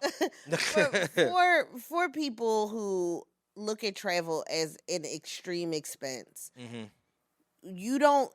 What you need to be worried about is your time, right? Your time is the most valuable commodity you have. Absolutely. When you have flexibility, you can then have inexpensive vacations. And I know that sounds crazy because it's like, wait, when you travel, like rates change all the time. They do. If you can not call your boss and try to get 2 weeks and he got to respond in 4 weeks, if you get the 2 weeks off, you can honestly travel very inexpensively to Greece. Shout out to Travel Goddess International. That's who I went on this vacation with. Travel Goddess International, their goal, their mission is to get more black people into travel. I think my friend, that's what she goes. Yeah. I think she uses TGI, a travel group like that. Yeah, TGI, and they don't always travel with you. Like you can go onto their page, Travel Goddess International, on Instagram. If you go onto their page, they always have crazy deals. The reason I bring them up again is because they just posted a deal for Greece for $451. You could be in Greece for under $500. See. When? In May. See. May. But that's what I'm saying. You gotta have some flexibility, right? Yeah. Because it's coming up in May. They do trips like that. Last year, child, people went to Egypt for under $1,200 with them. See, shit like that is what I like. What you call it? Because even when you try to like I'm taking it, and I'm supposed to be trying to go to Costa Rica in April. Yeah. And it's not too bad. It's probably like, you know what I mean, for like the 4 days I want to be out there, it's probably like $1,000 a person and whatnot. And that's like for the all inclusive and whatnot. So I can boom, you know what I'm saying? And I ain't really got it. I'm already on vacation and I just gotta take a long week and I'm going from Thursday to Monday. And it's just a good look. Like a good look to get out there and it don't take a 3-hour plane ride. You know what I mean? Because they know Americans can only travel Thursday through Monday. Yeah. It's more expensive to travel on them days. That's crazy as shit. Yeah. So if I would have tried to move you did it like in the a middle Monday, of the week, if you did it in the middle of the week, you would have had a much cheaper experience. Because it's only it's only $200 less if I do it from Friday to Monday. So even adding an extra day, the amount of the price go down. They know that's our sweet spot. Yeah. Thursday to Monday is the American sweet spot. That makes sense. That's where everything is going to go up. So it's really important. Just first of all, find a great travel agent. Travel agents do so much more than you. Because like on TGI, so I just told you they have this. They got the deal for $500. If the vacation is more than 90 days out, because they do post things that are more than 90 days out, if they do post those, you can put a deposit down. You ain't got to pay the whole $500 at once. Because it's a travel agent. See, that's what I wanted to. That's what I need to start getting into. All right, so that's cool. So they use a travel agent. All right, use a travel agent. The other thing that's good about a travel agent is that they can book other things besides just booking your flight and hotel. They can book your excursions for you. Right. They can do everything. Child, please. My airport transfers. I got off the plane. There was a person standing there with a sign with my name on it. They took my bags. I did nothing. Okay. I'm glad you said it. We got to talk after this because I really want to. Yeah, because I've been looking for like instead of having to go on to Expedia or Orbit or something like that and set up the shit myself. I've been looking because I got another vacation coming up in I think September. I had rooftop dinners that was already reserved. Really? I didn't have to do my excursion, my walk-in tour. Everything was included in my vacation. It was phenomenal. See. And you can do all that with a travel agent. Like Travel Goddess, they have membership plans. Right. So some of their deals you can unlock unless you're a member. But the membership is like $16.99 a month or something like that. Shit. If you plan on traveling 1 or 2 times a year, it's absolutely my X tubes is more than that. It's literally worth it. What? To be X tube. My X tube is my. Is that porn?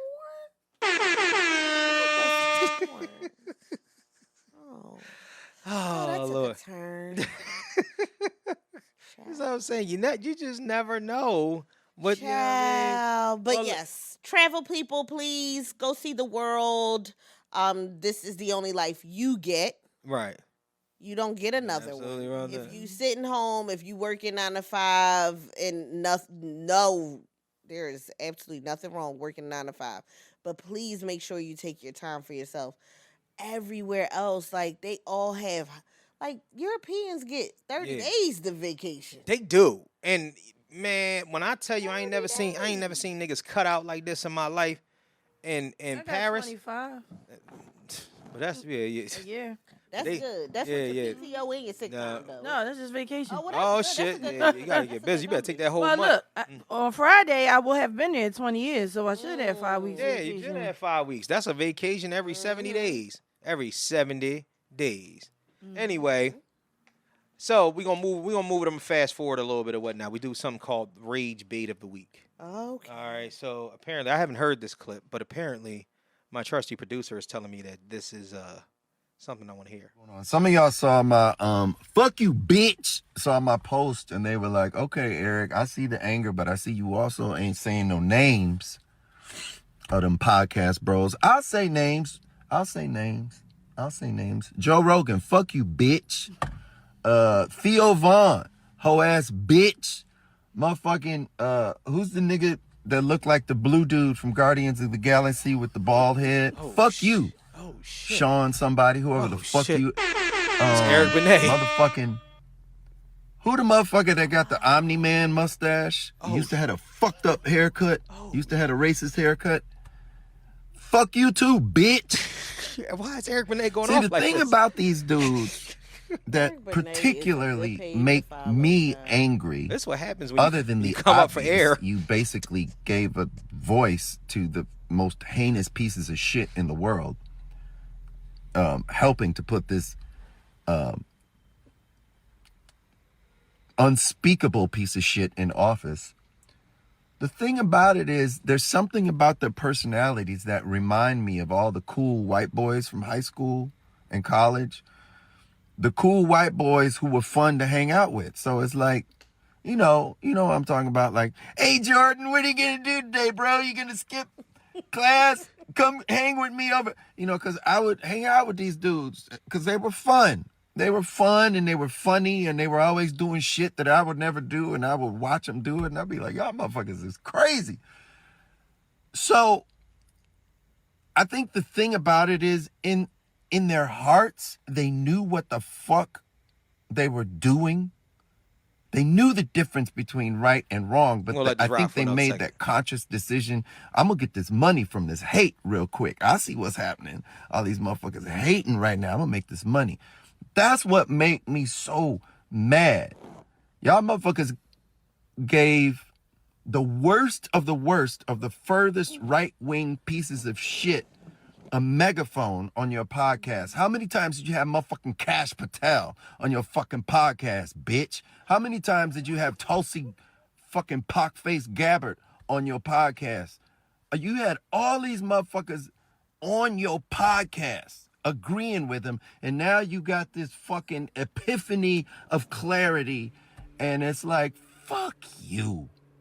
Fuck you. You knew what the fuck you. All right.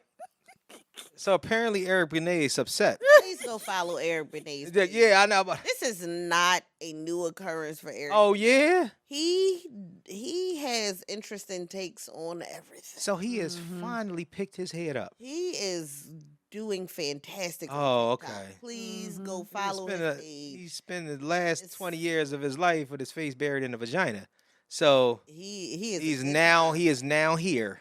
He is a good time. You see clearly why he ain't with the shits. Like that's what his crazy. TikTok is about. Like him not being with the shits. He has an interesting take on a lot of things. Love me some Eric Benet. Does he ever talk about his the sex addict thing? I haven't personally come across that content, but Okay. Because I would won't love say it doesn't. It probably exists. Yeah. Because I think that, because that's the funny thing. Like I was, I'm saying it tongue in cheek and whatnot. That's why I was saying he just came up for air or whatnot. But the reason why I'm saying it is that because the moment that you think about Eric Benet, I think about two things. I think about beautiful songs, you know what I'm saying, that I love dearly. I think about Halle Berry. Yeah. And then I think about Eric Benet, the sex addict. Mhm. You know what I'm saying? But seeing this, I'm definitely gonna follow the page now. I'm like, because now like, he's got. Yo, he was like Tupac. Yo, You know he. what, Yeah, that's You too. I was like, what the? you bitch.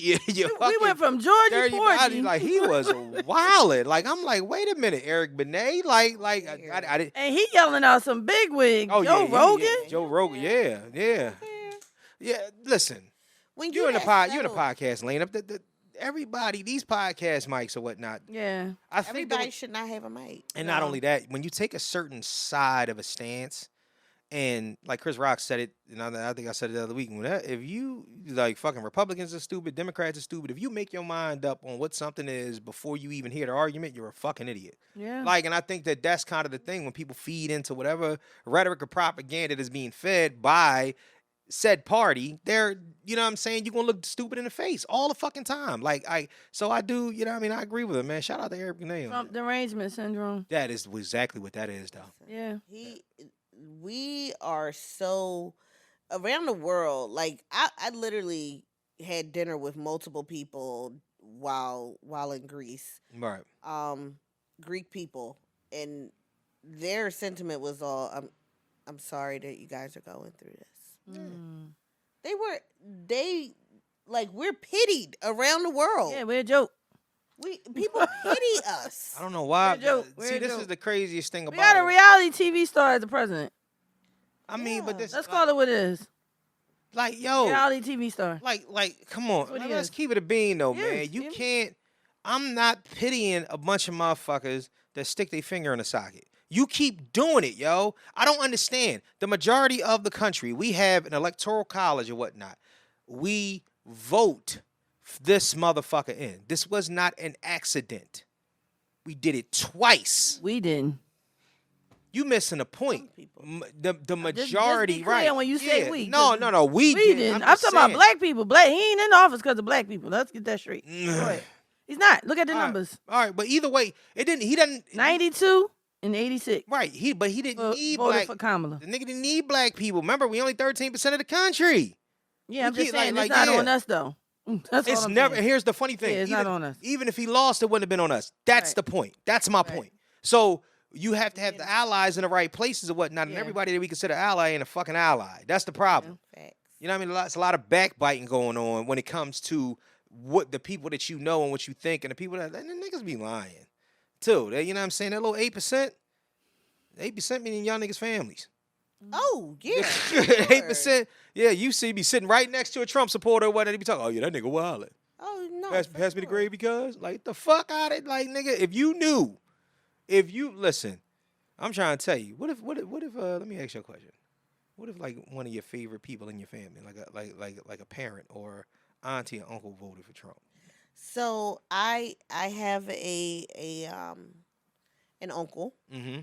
who I know voted for Trump. Yeah. It is a very, very close uncle to me. No.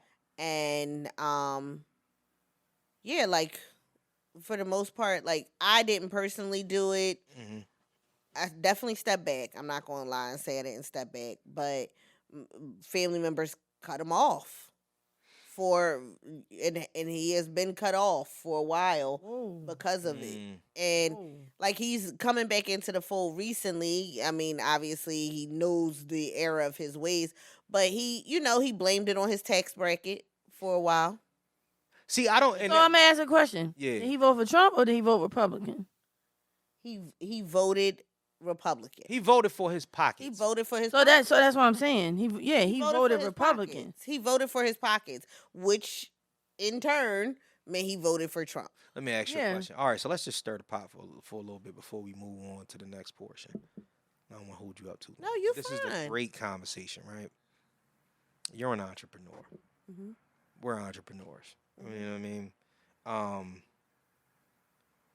If there was an incentive to vote for Trump to where is that it would turn your entrepreneurial endeavors into super liquid.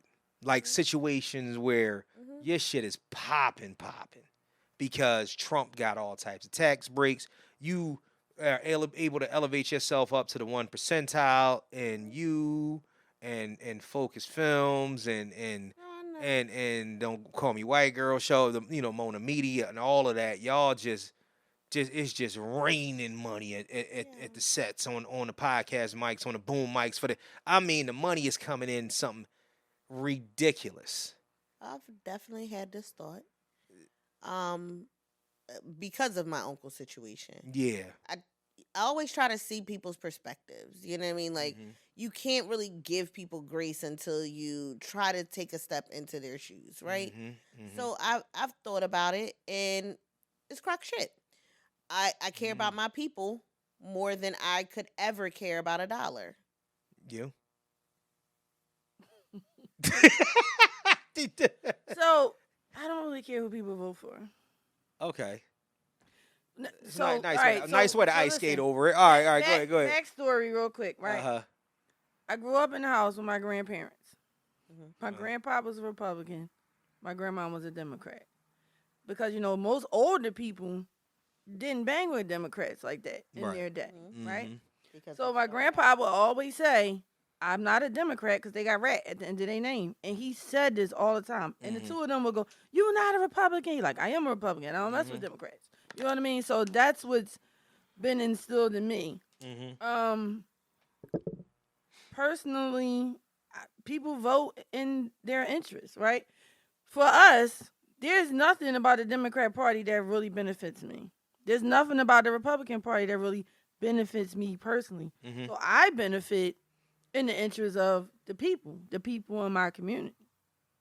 But if we being honest, we put too much stake in who the president is. Because the hood look the same no matter who's in office. And I've been saying that for years. Mhm. When Obama was there, hood was the same. Mhm. Trump was there, hood was the same. Biden was there, the hood was the same. It looks the same. Nah. It do. I'm gonna have to disagree. Yeah. You don't think so? I'm gonna have to. There's a What lot of changed? word salad. I don't know, like, because you What didn't answer the changed? question. I am definitely gonna have to. What changed is I remember personally. I remember my paychecks when Clinton was in office, when Obama was in, like before my entrepreneurial endeavors. I Okay. know what those paychecks look like. Yeah. There is a difference. There is a difference for the working class when Democrats are in office. So that's the first thing I'm gonna do. Wait, wait. Before you even gloss over, for the better or for the worse? For the better. Okay, for the okay. working All class. right, for So the working Biden class. was just here. So you saying there's a difference between when Biden was just in office for 4 years and now, money wise, pay wise. I'm saying so. I'm in a different place when Biden was in office. Okay. Right. Right. All right. So I can't really speak to the working class because I was an entrepreneur during that time. Got you. So I can't really speak to what the paychecks look like then. But I will say specifically when I was working a 9 to 5 Yeah. under the Obama, under the Clinton administration, Right. I saw a difference, a huge difference. There was more money going home with me. The other part is as far as resources that are available when Democrats are in office. The resources that are available to the poor and the working class are more lucrative when Democrats are in office than when Republicans are in office. I agree with that. Like it just is. What about entrepreneurs? Now entrepreneurs, we got to take a different approach. Now it depends because there's different levels. Like small business entrepreneurs, who cares more about the small business versus who cares more about the corporations? Small businesses, and that's people making under $1 million. For the most part, Democrats are still going to hold us down there, versus entrepreneurial, corporate structured entrepreneurs are going to see more returns from Republicans. But at the end of the day, I am not voting with anyone who is trying to eliminate my race. Anyone who does not want me to be here because of the color of my skin, who is going to continuously put policies and procedures and different things in place and laws in place to hold down a complete race of people, Right. that is not for me. Is it classism or is it racism? It's racism. It's racism. It's racism. If you listen to that top 1%, Right. they, even though they may let people that look like us in the room, Right. they will always tell you that their interest is to sustain the white race. That is it. Okay, They do not okay, want right. to be eliminated. Okay, I got you. And I understand that portion of it or whatnot. I always because I feel like that what they try to do is they actually try to attribute the classism portion of it and kind of flex with that, but it does come off in a racist manner. It is racist. Some of us are not. Some of us are ignorant to that, though. We don't know the difference. Yeah. And that so what I will say is that I think it's important for us to really, really understand it, because if I say to you, like, 'cause some people just come off and say he's racist. And some people say, well, he's more classist. Me personally, I do say that I feel like he's more classist. And I'm going to tell you why. Because I feel like the racism side is also integrated in the classism portion of it. and whatnot. It's not that Right. he's not classism. Yeah. Two things can be true. Yes, yeah. He don't. I mean, but see, we He's talking a about classist we for talk, Yeah, sure. we talking about an 80-year-old white man. So I can't not say that a white man that was born in the He mid literally 20th century is He not just racist. You know what I'm saying? posted the Obamas as monkeys. Monkeys. Yeah, He yeah, knows yeah. what We he's know. Yeah, we doing. know this nigga's racist. But I think that if somebody came down and you asked him which one would, what I mean, if God said, "All right, man, I'm gonna let you keep living, but you got to give up one of these." You know what I'm saying? The lesser of the two evils in his own mind is going to be the racism. Because you know the reason why is because the classism takes care of itself. Like I think a lot of us are already done everything. and that's my point. They Yeah. put all the things in place so Yeah. that they wouldn't have to deal with, but so many of us on their level. That part. That's it. That so part. they could be like, all right, well, I'll take being above, being an elitist up here. Yeah. Because ain't but two of them up here with me. But like, that's easier for that's the them. reason why we're subjected more to people selling ass in order to get there. And like so what I was saying, like I asked people of integrity, but a person is one of integrity. But when you get a group of people together or whatnot, the integrity goes smooth out the window. So 8 out of let's say if it was 3 of us in here that stand on that, but that's because we might either one or two things. We might be in a different tax bracket. We might be striving towards specific things. But think about if there are 7 other people in this room and it's all even scale, and those other 7 people don't have or move or do what we do. The majority of them are they're gonna sell ass. They're gonna sell ass and take that shit. They're gonna take it and they're gonna rock with whatever benefits them. And this is one of the reasons why that the vote is out of sight, out of mind. But if Trump were to be able to look these people in their face and say, like, listen, vote for me, I'll make sure that you get $1 million by the end of the year.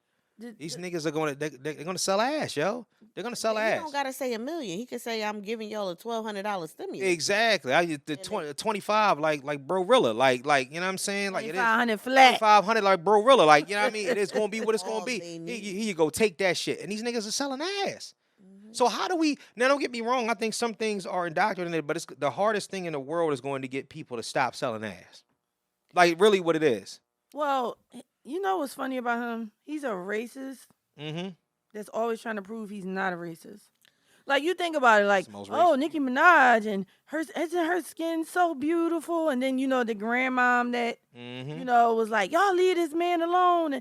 But that goes back to that's why I brought up the thing about my grandpa, because there's a lot of older black people Mm-hmm. who are Republican That's because for they that started reason, off because as they've Republican. never They started off as to a Republican. them. The Democrats is still not my party. You know Yeah. what I mean? So that's why I said when you said about your uncle, I said, did he vote for Trump or did he vote Republican? It's gang Because ties. some people No, he's say young. I'm voting He's not Republican. old. He did that because I'm voting for the office and not the person. Rich stay rich, right? Like you know how people be like, Uh-huh. I respect the office no matter who's in there. Right. That's how some people feel about Republican. They will vote Republican regardless of who the candidate is. They'll vote Democrat regardless of who the candidate is. So that's why I said, is voting Republican now mean you agree with his views, or do you agree with Some his people just policies because they benefit you? That's two different things. Some people just don't want you to fuck with their money. My bottom line is my Well, I bottom mean, line. yeah, but I feel like the rappers be like, oh, da da da. Nah, I feel like y'all go in that booth and vote for him too, because what he's proposing benefits you you. think most of them is stopping their day to go vote. Well, I'm saying if they Yeah, do vote, Not at all. that's where right, they voting. But them not voting is the same thing. It's Yeah. making the same point. You know what I mean? Movies, TV shows, movies. Anybody see anything interesting as of late? Cross, Yeah, I've been watching Cross. I love but it. I'm mad at Cross. The new Bridgerton, the second half of Oh, really? Bridgerton season is out. Oh, I've never watched it. I watched the Okay, first it's Bridgerton, not the new. phenomenal. Is it? Y'all have to remember, can't it's get made by past the accents. it's made by a black woman. I know, and I love Shonda to It's death. Shonda. Yeah. I love Shonda. You got to get past the accents I because the can't. symbolism and the different things that she puts in there. Right. I love all period pieces, but the Yeah. different things that she puts in there to I went to. Did you ever read her book Year Yes? Absolutely. Okay. Fact, So yeah. when she talks about her year, yes, she also talked about in that book how she always flips characters. Mm-hmm. So if we thought it was supposed to that this would normally happen to a white woman, she'll make it a black man. Mm-hmm. You know, Mm. so she still does that in everything that she every project she puts out, Right. and it's always interesting to see things from that perspective because you when you're looking at it and the person doesn't look like how you expected them to look, Yeah. it's easier to understand.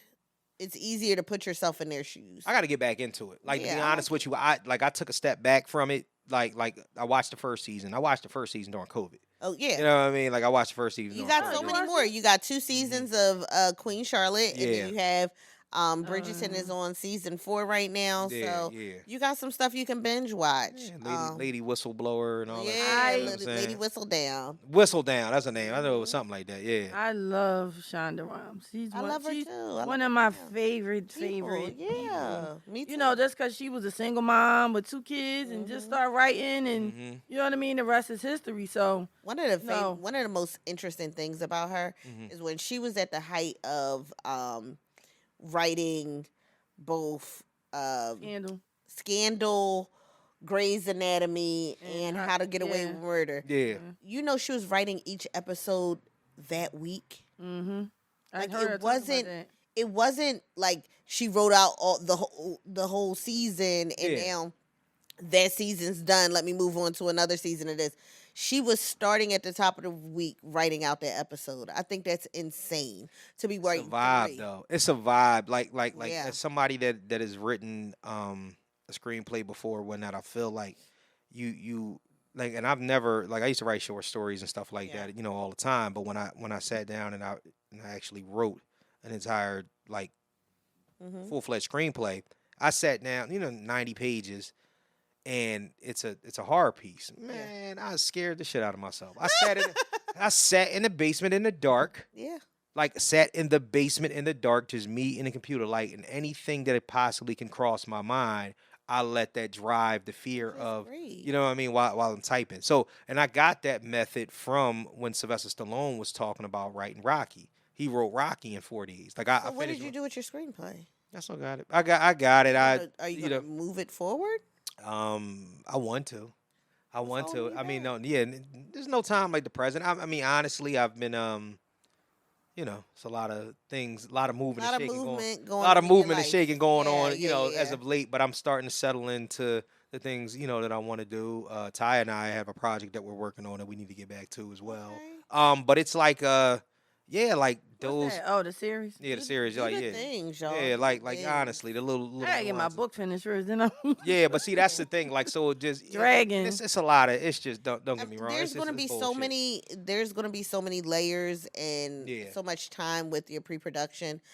So for Focus Studios, I am a producer. Right. So the pre-production time takes more time than the filming does. I know. I can imagine. So you might as well get those balls rolling now. Yeah. No, I can Find imagine. the money Yeah. to get it done. Yeah, and that's kind of the name of the game or whatnot. I just actually need to logistically, because now I'm in a, and I try to I try to actually like be the beacon of light that refracts that to everybody that I deal with that's in this creative space. Because I feel like now my brain is now settled past the creative space layer. I got to start getting things logistically together. Yeah. So it's important for me to be in that space, because now I'm like, all right, the creative side of it is done. We can work on that and kind of teeter with it while we're getting the motion of things going. But it's important for us to figure out how the fuck we can do this. Right. You understand what I'm saying? Like, I think that's what it has always been a thing for me, is like, all right, it's already done. You know what I mean? Like the screenplay is written, the idea is there. How do I get it done? And I think it's all, like that's kind of the thing. Most people who have written a screenplay, Yeah. It's how do I get it done? And, Right. And the answer is you find the money. Exactly. That's really what So it is. and the money comes in a number of different ways. Like the money can be you find investors. Right. You finance your own project. Mm-hmm. Like you sit down and you figure out what's the minimum amount I need to get this done. Right. What's the maximum amount I can get it done? You know to get it done right. Yeah. What will it cost? Mm-hmm. And then to just get it done, what will it cost? Yeah, absolutely. Right? No, you're right. And then, where do I get this? Where do I see this movie taking place at? Because if you can do it in your own city, you have a ton of resources at your fingertips, right? Yeah, that part. You're going to be able to call, like, oh, there's a restaurant scene. You know somebody with a restaurant. Oh, there's a bar scene. You know somebody with a bar. Yeah. Oh, I need an Airbnb to film this out of, or I need this. And you know people who have houses. So now it's a lot easier to get those pieces done that would have cost you money. Right. So I think when you're putting together your project and you're doing your pre-production, It's all about coming up with how much can I invest. Yeah, exactly. Ideally. And that kind of brings us to what I wanted to talk about as far as the topic goes, and then I can get you out of here. It was talking about you brought up something that we like to call a state of the black union. What I like to do is I refer to it as the black wall. Okay. All right. So essentially, now the black wall is only part of it. But what I will say is that the black wall has a lot to do with what we will do, what we won't do, why we'll do it, and when we'll do it, and how we'll get it done. So essentially, with us, we get very, very finicky and fickle when we talk about money. Oh yeah. I mean, hate big it. time. Yeah. Like we I hate the way. we won't hate it. discuss a fucking dollar if we got I four, hate- four, three quarters, 2 dimes, and a nickel. We won't discuss it because at the end of the day, we throw a lot of privacy on it. We throw a lot of backline judgment, thinking that people are going to look at us different if we don't live up to some sort of standard in which that they think we should have. I hate that we do this. Yeah. This is a part of Mm-hmm. the oppression, people. Yeah. If we don't talk about the numbers, Right. it's easier to oppress us. Mm-hmm. If you're not telling the person sitting next to you Yeah. how much you're making in this corporate job where you don't cut the check it, Mm. and then the next person comes in behind you and they able to pay them $30,000 less because you didn't want to tell them what your salary was, Wow. that's a problem. Wow. And that's the craziest thing that you say that is that the majority of the people, especially if they have time in, are going to look at it and say, "Oh well, I mean, I had to pay the due. You got to pay the you got to pay the dues too." But that's not that's like, not but okay. you right. But you start to think about. I remember I saw this reel the other day, and it was like they like cartoonized it, but it was hilarious. The dude they were on a construction site, and the guy walks up to him like, "Yo, what's up, youngster?" Yeah, they're like, "Oh, you just started." Like, yeah. He was like, "Man, I'm out here trying to get to it." He go, "That's what's up, man." He is like, "Yeah, I see you out here doing your thing." He was like, "What they paying you, man? What they paying you about 12, 13 an hour?" He's like, "No, they started me off at 17." Dude was like, "What the fuck? Ah, god damn it." He was like, "Man, I've been here 15 years and I'm getting paid. You getting paid 30 cents less than I am." Mm-hmm. That's the problem. That's the problem. That's the problem because It's like, but you have to. The old head in that scenario needs to understand that the company's grown since you first started. Yep. They have more resources that they're able to pay out, and now they understand the value of paying someone $17 and having them come in well trained versus having somebody come in at $12 that you have to train up because that costs money. Wow. And yeah, they feel a way about somebody not coming back to them to say, "Oh yeah, by the way, we're bringing in guys at 17 an hour. Let me offer you more money in order to keep it fair." Because, like I said before, life ain't fair. That's not how it works. It's just I unfortunate. had a life-changing conversation years ago with 2 friends. Shout out to the Kirby's. We sat down and just a casual dinner, all double date, and they were like, "Black people don't talk about numbers, so can we talk about them? What are y'all making on y'all job? What are we making? What can we do different?" How'd that How can conversation we-" go? It was fantastic. Really? It was fantastic because my husband has master degree. He has a, he has a double bachelor's, a master's. Right. He went to Morehouse and Cheney, and he got all the things. Yeah. And his credentials on paper look fantastic. Right. But it wasn't until having that conversation that he realized he was being underpaid. That part. So okay. So let's talk about it for a second because this conversation is going a different way. But I love this fucking conversation because she actually brought up part of the relationship side of it though too. I was married for a long time. Yes. And it's not even, I'm not even putting my personal business out there or nothing like that or whatnot. But what I will say is that I know for a fact that there's a staunch difference between the way that every marriage works and every partnership works and the majority of marriages break up because of financial reasons. And it's not just because of the fact that the like somebody is not pulling their end of the bargain. I mean, that could be, part of it. True. Expectations change. There are all types of things that actually change.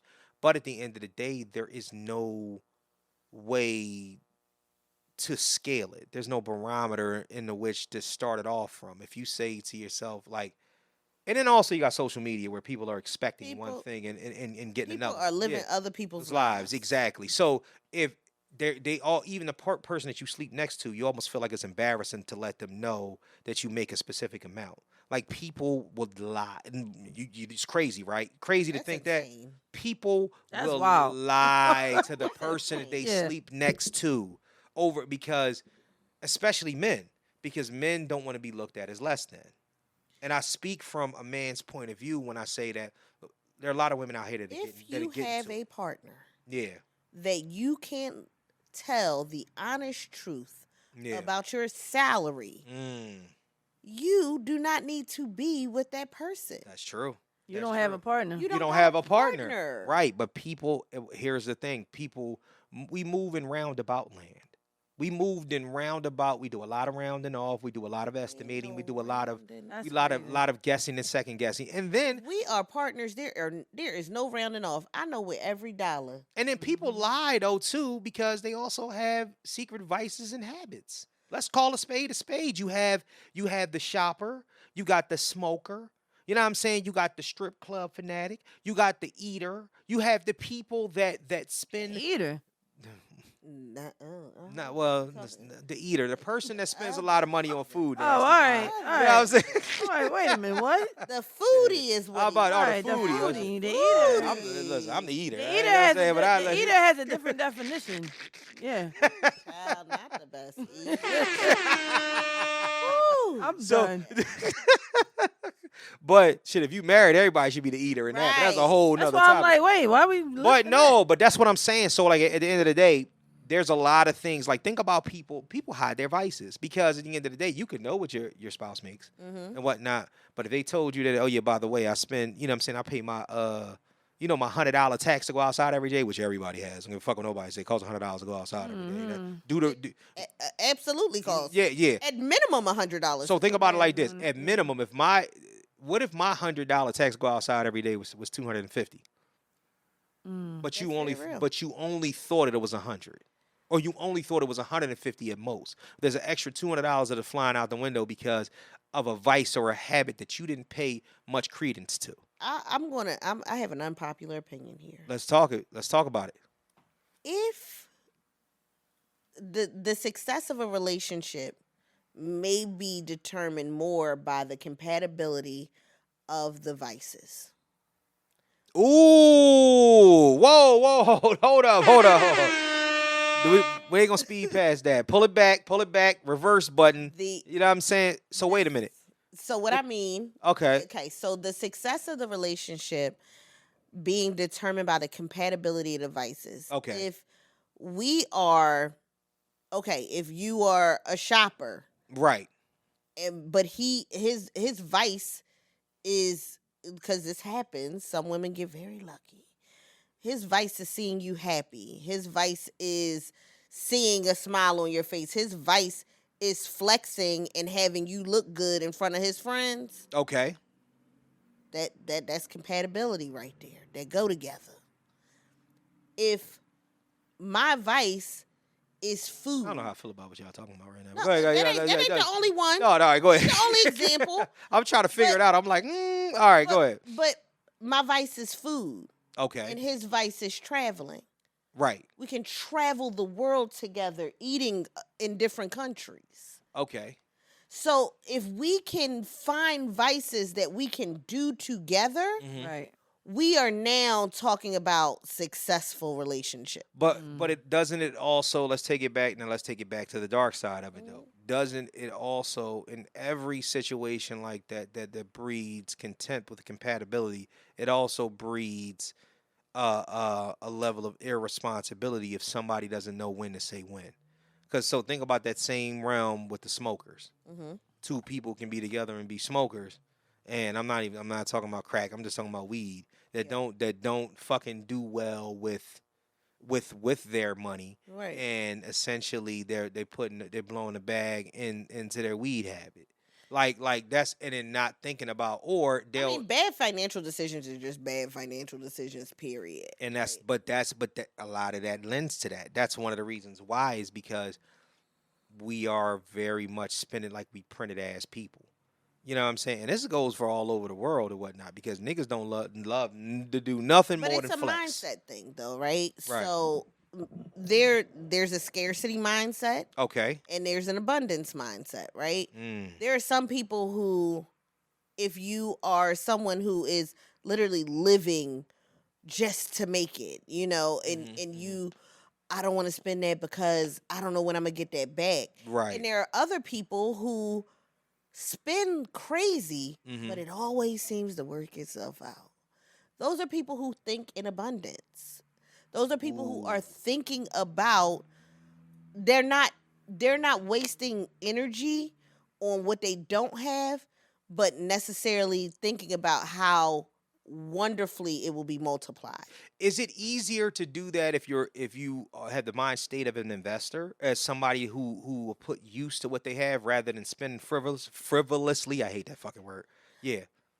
I don't think so. I know people who aren't investors that definitely think like that.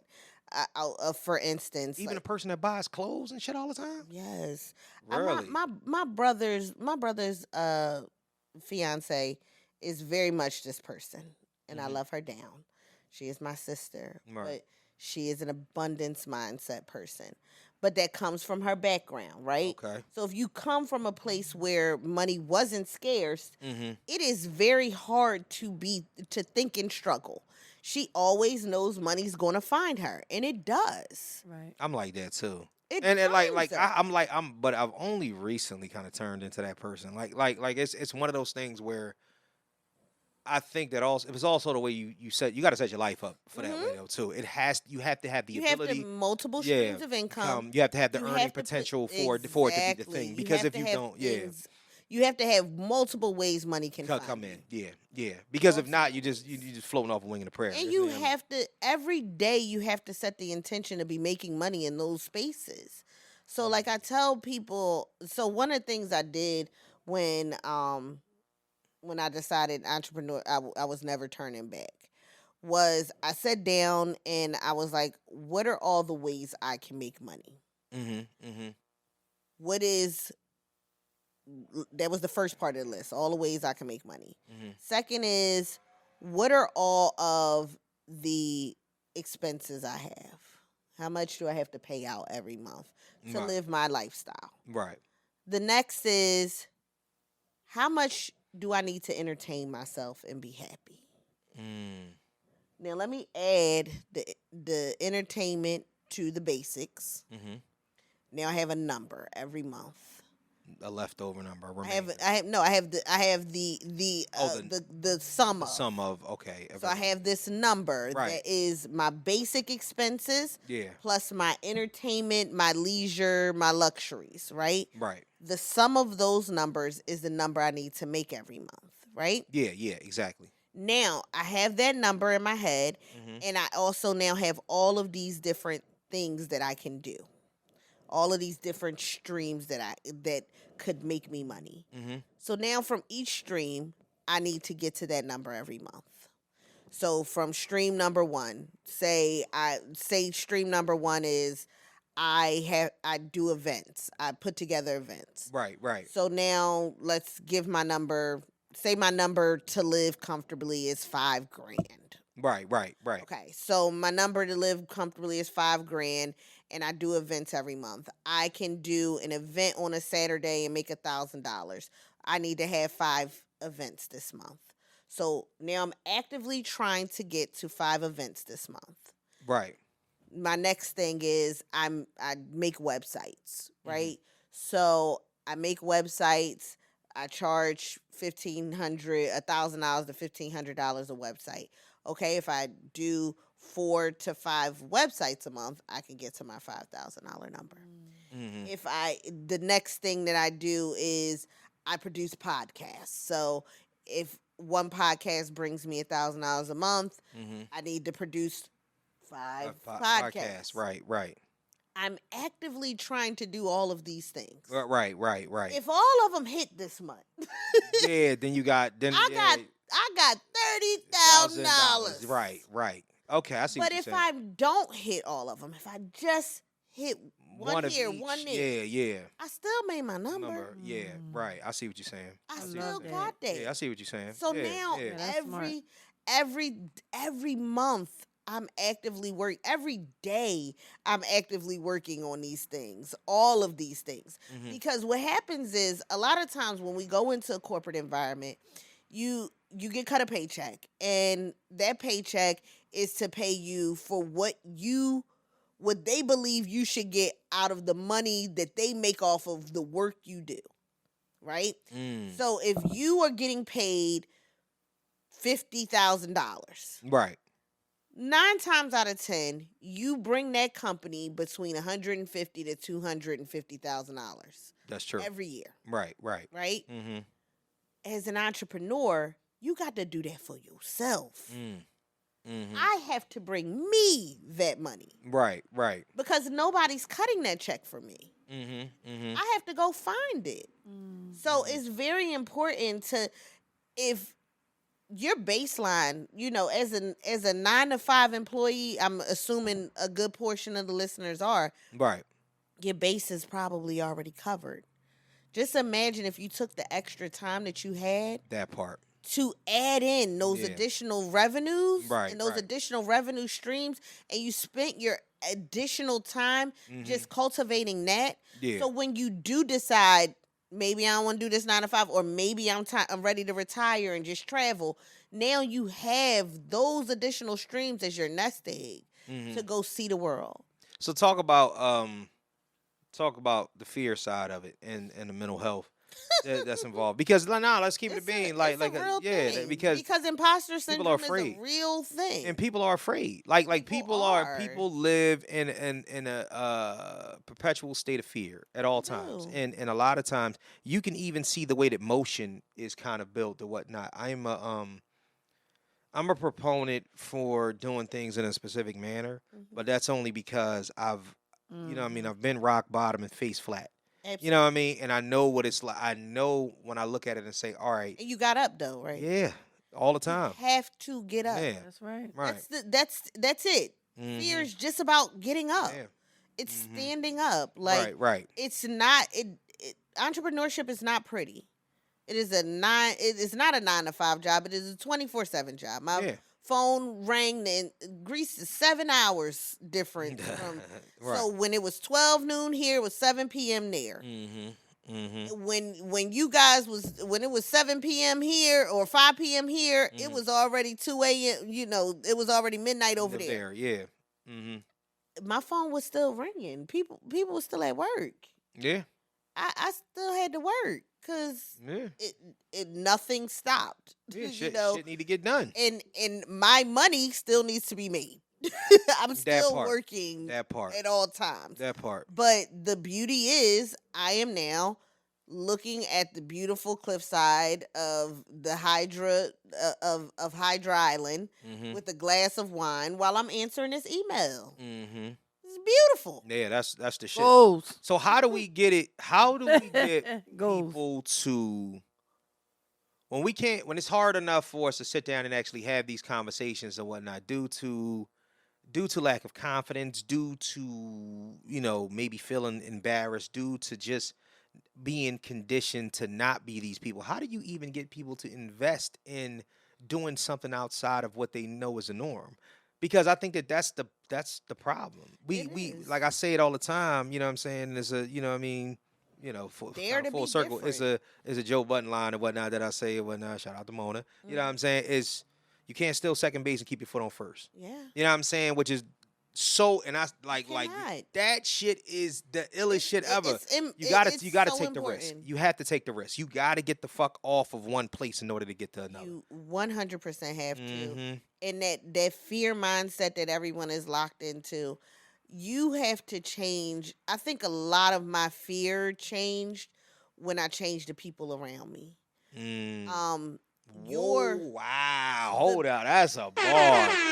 Get these niggas the fuck out of the here. people around you are important. Yeah. Because a lot of times we think, oh, my family got to hold me. Like, because that's the first place you're going to look to, right? If something go wrong and you don't have your job today or tomorrow. Right. The first instinct is my family. Who could help me? Who can I call on? It may not be a parent because you might not have a parent around. It may be a child. It may be an aunt, uncle. You're going to, most people are going to go to family. That's most people. Yeah. But what really, where the family you create is the family that's really going to hold you down. Shout out to my Sunday dinner crew. I love y'all down. So true. So yeah, no, that portion. Yeah, that's real. The people that you cultivate relationships with, that you are constantly investing in, because your time is an investment as well. Those people are the people that will hold you down if something don't go right. Like, I don't have to think about who is going to pick me up from an airport in New York last night at 2:00 in the morning. Like, right. Because my friends who I've built relationships with, they it's not even a second thought for them, right? Right. Yeah. And that's important to have people around you that that go hard for you like you go hard for them. Yeah. Like, if you have those people in your circle, falling doesn't feel as fearful. Like, it's not so daunting to think about how hard this fall, because you got people that will help you brace for it. Right. You have people around you who is like, let's figure this out. What do we need to do? Right. How can you, okay, you need to do this. Okay, you need to have another event. Okay, great. Let's all put together. Let's get the basics that's needed for said event. Let's put it on. Let us promote it. They'll do the things. They may not give you coins in your pocket. Right. But their time, their energy, the things that they are willing to do to make sure you're great. Yeah, and that's not important. just great for one time, but great going forward. Yeah, that's important. They're not just giving you fish. They will teach you how to fish. Yeah, absolutely. These people are important. Create your family. Create your tribe. Put energy into them. And when you see good people, keep good people. Yeah. I like that. That's funny. I just had that conversation last night with one of my good people. Shout out to Dana. But yeah, what I was going to ask you was a question. Do you feel like it's easier to be an entrepreneur when you have that support, like, of a partner, like your husband? You feel like it's easier because you do have that cushion? He is definitely a huge huge help with being an entrepreneur. He's also my partner. I mean, like my business partner too. Right. You know, like Black Oak was his idea. You know what I mean? Like him and my brothers. Like this was, even though I'm like a driving force behind it, they you know what I mean? They gave me the battery in my back for it. Right. You know, they were the ones that helped me build this to where it is. And then they might have took a step back and was like, okay, you got it now. But they were the driving force behind making sure this happened. And you have to have a support system. Like, you have to have something. You have to, if you don't have a support system naturally built into your life, you don't have great people in your family, create them. Yeah.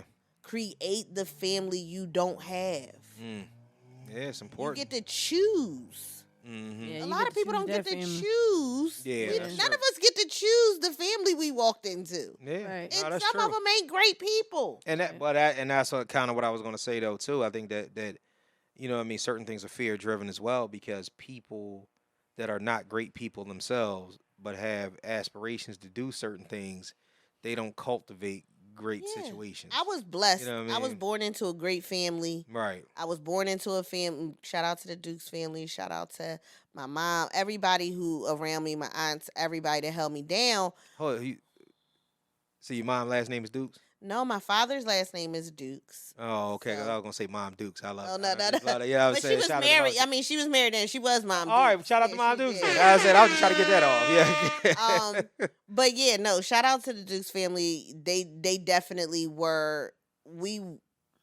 I was born into a family of hustlers. I was born into a family that understood entrepreneurship on a different level. See. And That's they a blessing. taught that. Yeah, that's a blessing. It wasn't. We didn't talk about, and we have a lot of college graduates. Shout out to everybody who goes to HBCUs and spends their time getting higher education, higher learning. Right. But we also, it wasn't frowned upon in my family to just start a business.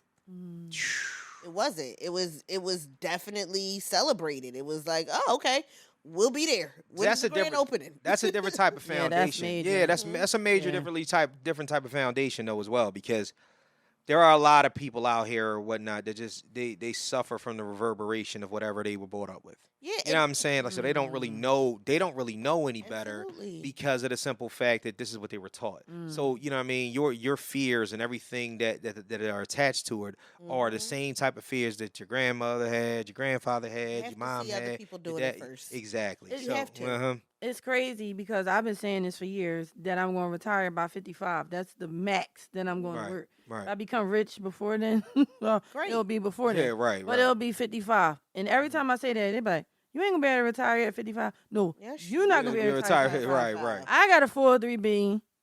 I got a pension, Mhm. 13 years. I Right. got a house that I own. If I got to sell that Right, and right. rent it out, Yeah. I'm going to retire at 55. That is my plan. Yeah. But we are conditioned to believe we got to work till we die. You got, Yep. oh, well, why wouldn't you work till you get your Social Security? It'll still be there at 62. Mhm. I don't got to work to get it at 62. I'm still Yeah. going to get it at 62. Yeah. So while I'm living my best life for 7 years, then the Social Security will come in. God willing. That's my plan. So, I think we got to unlearn a lot of these things. So these conversations are important for people to actually see people who look like them doing it. It is. It's really important. Like there aren't like we didn't really get into it, but Black Oak it started out as a wine club. It is a wine bar. Right. We do we create our own wines as well. And we do wine education events. Okay. And the reason we started doing that is because there weren't a lot of people in the space that looked like us. The wine industry, 453 billion. When I started, I think it's decreased a little bit. It's somewhere around the $343 billion market. Niggas want the AA, huh? Yeah, right. No, Right. the younger generations just don't drink the same. Yeah, I got you. Yeah. When I started, Black people were less than 0.01% of the professionals in that industry. We've since increased to 2%, Right. but it really wasn't a thing. But people had to see people that looked like them doing it, right? Like I had to start researching who was in the industry. Then I had to start putting them on the platform, and now more and more people are interested Right. that look like us, right? I like that. The Mhm. place is a vibe. Yeah. Thank you for allowing main character energy. That's who that was. Main character Yes. energy Mhm. to host. We love having people over there. Yeah, if you want to have an event at the Black Oak Tasting Room, please reach out to us. We love having people there. We are still having our special. So if you want to do events from Tuesday to Thursday and no additional calls, please reach out to us in regards to that. And I'm gonna wrap up, and I'm gonna give you, the opportunity to tell everybody where they can find you and this. So get with us on IG at Mr_Know-It-All_pod, the Facebook fan page, Mr. Know-It-All Podcast fan page, Mr. Know-It-All Podcast on TikTok and Schooled and Cool People Network. And please, as always, send all of your fuckery, duckery, and schmuckery over to the Gmail account at MrKnowItAllPod@gmail.com. That's MrKnowItAllPod@gmail.com. And now it's time to say goodbye to all my Negro friends. This was such a good conversation. I know it was a great Yes, it conversation. was. Great conversation. You know what I'm The saying? producers are behind the mic today. Ew. I appreciate y'all very, very, very much. I mean, Yes. we came from behind the curtain today. Yeah, From it's behind the great. curtain. It's great. It's great. Ebony, please let them know where they can find you, or every platform that you're a part of, everything that you got coming out. Woo. Run it down, please. All right, let's go. So first and foremost, Black Oak Wine Club. That's BLACOAK, no K on Black. Black Oak Wine Club on Instagram, TikTok. You'll find us. We have the Black Oak Tasting Room, which is located in the Roxborough section of the city. We are open every Thursday night for just vibes. So please come through and vibe with us. It's a happy hour style event that lasts all night, and it is always a great time. If you are a podcast listener, you can hear my voice alongside one of the best to ever do it. Don't Call Me White Girl, the Don't Call Me White Girl show, which is under Mona Media.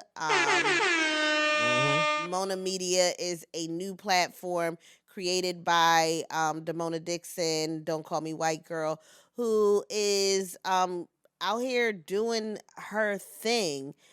She has left her former platform so that she could create new opportunities for other podcasters, and it's going to be phenomenal.